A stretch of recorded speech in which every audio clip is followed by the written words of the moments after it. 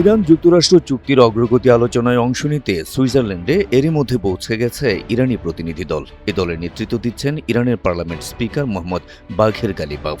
অন্যদিকে আলোচনায় অংশ নিতে সঙ্গীদের নিয়ে সুইজারল্যান্ড পৌঁছেছেন মার্কিন ভাইস প্রেসিডেন্ট জেডি ভ্যান্স।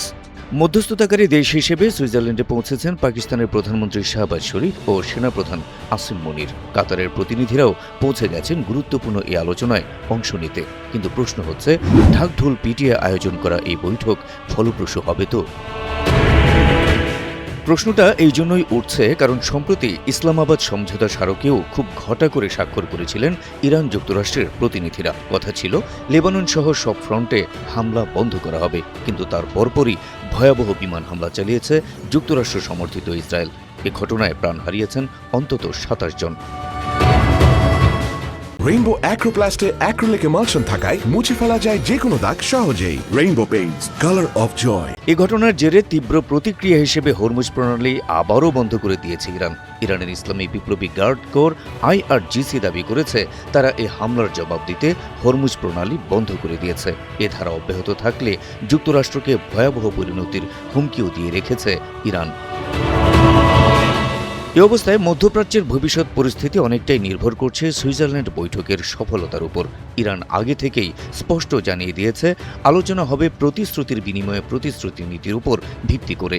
ইরানের পররাষ্ট্র মন্ত্রণালয়ের মুখপাত্র জানিয়েছেন, সুইজারল্যান্ডে এই আলোচনার মূল উদ্দেশ্য হল চুক্তির অপরপক্ষ অর্থাৎ যুক্তরাষ্ট্র যাতে তাদের প্রতিশ্রুতি পুরোপুরি পূরণ করে সেই চাপ সৃষ্টি করা।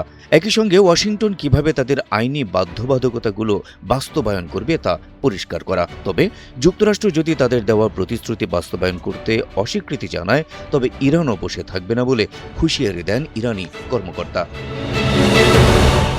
এদিকে আলোচনায় যুক্তরাষ্ট্রের প্রতিনিধি দলের প্রধান মার্কিন ভাইস প্রেসিডেন্ট জেডি ভ্যান্স বলেছেন, তিনি আশা করছেন এই আলোচনায় পারমাণবিক ইস্যু এবং লেবাননের যুদ্ধবিরতি নিয়ে সন্তোষজনক অগ্রগতি হবে।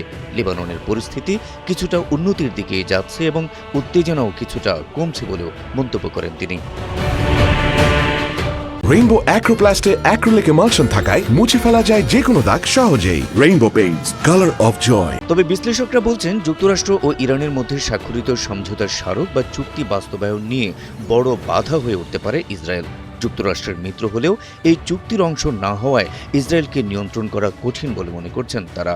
এই বিষয়ে মধ্যপ্রাচ্য বিষয়ক বিশ্লেষক রস হ্যারিসন অতীতের আলোচনার সময় যুক্তরাষ্ট্র ও ইসরায়েল ইরানের উপর হামলা চালিয়েছে এমন অভিযোগ তুলে তেহরান এখন চায় যুক্তরাষ্ট্র যেন ইসরায়েলের উপর প্রভাব খাটিয়ে তার সামরিক কর্মকাণ্ড নিয়ন্ত্রণে রাখে, বিশেষ করে লেবাননে হিজবুল্লাহকে ঘিরে উত্তেজনার বিষয়ে।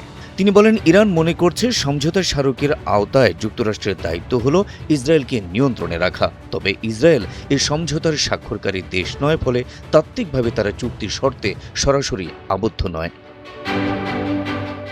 সব মিলিয়ে ইরান যুক্তরাষ্ট্র চুক্তি বাস্তবায়ন নিয়ে সন্দেহ আর শঙ্কা নিয়েই সুইজারল্যান্ডে শুরু হচ্ছে বহুল প্রতীক্ষিত আলোচনা। এই আলোচনা মধ্যপ্রাচ্যে কতটা স্থিতিশীলতা ফিরিয়ে দেবে, কতটা শান্তি বয়ে আনবে তা বলে দেবে সময়। Habib Rasel, NTV online.